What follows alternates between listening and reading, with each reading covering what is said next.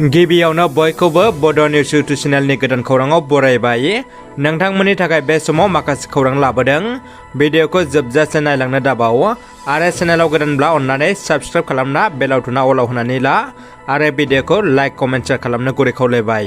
दानिया फैदो दिनैनि खौराङाव। गिबि खौराङाव दङ बादायारि मुगाजों जुजिनो फरायसाफोरनो इनफरमेशन मटिभेशन आरो एवारनेस हाबाफारि बानजायदों। क'क्राझार बेनेश्वर ब्रह्म इन्जिनियारिं कलेजनि बानजायनायाव क'क्राझार इउ एन एकाडेमियाव फरायसाफोरखौ लानानै इन्जिनियारिं आरो टेक्न'लजि सोलोंथाइनि सायाव मोनसे फोरमायलु थुलुंगा आरो सांग्रांथि हाबाफारि लानाय जायो। हाबाफारियाव बेनेश्वर ब्रह्म इन्जिनियारिं कलेजनि फोरोंगिरिफ्रा बाहागो लानानै थाखो 9, 11 आरो 12 थाखोनि फरायसाफोरनो इन्जिनियारिं फरायनो थाखाय माबायदि साखाफारा जानो गोनां दं, माबायदि फरायनो नांगौ बायदि बिथिंनि गुदि खोथाफोरखौ फोरमायनानै होयो। अदालगुरियाव मोननै एनजिअ बैथा फाउन्डेसन आरो रस एनजिअनि बाख्नायथाव हाबाफारि। मोननै एनजिअ बैथा फाउन्डेसन आरो रस एनजिअनि हेफाजाबाव गोरिब रान्दि आइजोफोरनो रानदों लकेल दाउ। रावनिबो मददथि गैयालाबानो 60 रान्दि आइजोफोरनो राननानै होदों लकेल दाउ बिमा।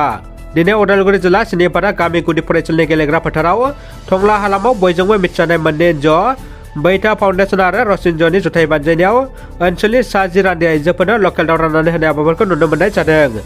लोगोसे मख'जाथावदि थांनाय दान मोनसेसो सिगाङावनो बिथां रान्दि आइजोफोरखौ दाउखौ माबायदि जोथोन लानांगौ बेफोरनि सोमोन्दै फोरोंथाय होनायजों लोगोसे दाउ थाग्रा न' लुनो थाखाय थिं रानना होनायजों लोगोसे दिनै सासेयाव माजिनै दाउ रानना होनायजों लोगोसे रान्दि आइजोफोरखौ गोजौ फारसे दावगालांनायाव थुलुंगाखां खामानि मावनायखौ नुनो मोननाय जादों। क'क्राझार जिल्लानि गसाइगाव खारसिबिसि बुथारनाय जाथाय सोमजिदों। सासे आइजोखौ बुथारनानै अरस'नायनि सन्देह खालामदों। गसाइगाव सदर सहरनि दलगाव सोमजिदों बे जाथाया। गसाइगाव सदर सहरनि दलगाव मोनसे खारसिबिसि बुथारनाय जाथाय सोमजिदों।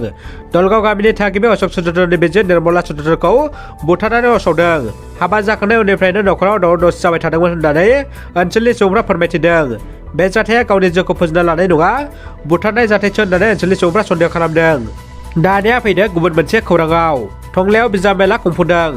अदालगुरि जिल्लानि टंला नोगोराव सानब्रैनि मेहेरगोनां बायदि हाबाफारिजों बिजाब मेला खुंफुंदों। टंला नोगोरनि सेराव थानाय नर्थ दरं कलेजनि लांगोनायाव 24 नबेम्बरनिफ्राय 20 नबेम्बरसिम सोलिनो गोनां बिजाब मेलायाव शिवम रेखा प्रकाशनि सगन्ति पकेला एमआर पाब्लिकेशन, गायत्री प्रकाशनि बायदि बिजाब सेरखांफोरा बाहागो लादों। मैया फुंनि समाव फिरफिला बिर होनायनि उनाव फरायसाफोरनि गेजेराव सावगारि एरनाय बायदि बादायनाय जायो। लोगोसेनो गोजाम गोदान लिरगिरि अनसायगिरिफोरनि बिजाब बेखेवनाय आरो खन्थाइ आवरायनाय हाबाफारिबो सोलियो। बे हाबाफारियाव टंला ओनसोलजों लोगोसे गुबुन गुबुन ओनसोलनि मुंदांखा लिरगिरिफोरा बाहागो लायो। रायजो राजाफोरनिसिम गाहाम खौरां। चिरां जिल्लानि सिङाव थानाय बिजनि सोहोरनि साहा 6 किल'मिटार जानथायाव थानाय बर' बाजाराव आयुर्वेदिक थेरापि सेन्टारखौ गासैबो सुबुंनि मोजांनि थाखाय गायसननाय जादों। बेनिखायनो माखासे साननि सिगांनिफ्रायनो सोरनिबा देहाया सानाय सुनायजों भुगिना दंब्ला फाहामथाय लाफैनो हागोन आरो गाहाम सावस्रि सुबुङाबो गावनि देहाखौ मोजां रिलेक्स खालामनाबो लानो हागोन। बेनि अनगायैबो जेरै सिं सानाय, हान्थु सानाय, मिजौनाय, मोदोम सानाय, जरा सानाय, गोदना सानाय, पेरालाइसिस आरो जिन मोननाय बायदि बायदि गोबां प्रब्लेम गोनां सुबुंफ्रा फाहामथाय लाफैनो हागोन। सोरबाफोर बिथांमोनहा गोजौनि जायखिजाया प्रब्लेम दंब्ला 9678121558 जानबुं नम्बराव आबुं खौरां लाहरनो हागोन। जिनाहारि खालामग्रा लंपटनि हेंथायै बिजिरसालिनि गेदेर साजा। थांनाय 2020 मायथाइयाव उन्दै हिनजावसाखौ जिनाहारि खालामग्राखौ गोख्रों साजा फोसावदों। उन्दै बैसोनि हिनजावसाखौ जिनाहारि खालामनायनि दायाव क'क्राझार बिजिरसालिया दायनिगिरि सौविद्दिन शेखनो 20 बोसोरनि साजा होदों। लोगोसे नोगोद 20,000 रां जुरिमानाबो फोसावदों। दानिया फैदो जोबथा खौराङाव। मेरि एबसुनि रोंगौथि सायख' आनजाद बर 2022 सासे गोख्रों आरो सांग्रां सोद्रोमा बरपेटा हावलियाव थानाय BS कलेजनि पलिटिकेल साइन्स बिफाननि एस'सिएट प्रफेसार गोख्रों समाज सिबियारि बिजनि रिंखांफुरि गामिनि थागिबि बाबुर बसुमतारिया मैया फुङाव गुवाहाटि नोगोरमायाव थानाय एप'ल' एक्सेल केयार हस्पिटालाव रुंसारि जायो।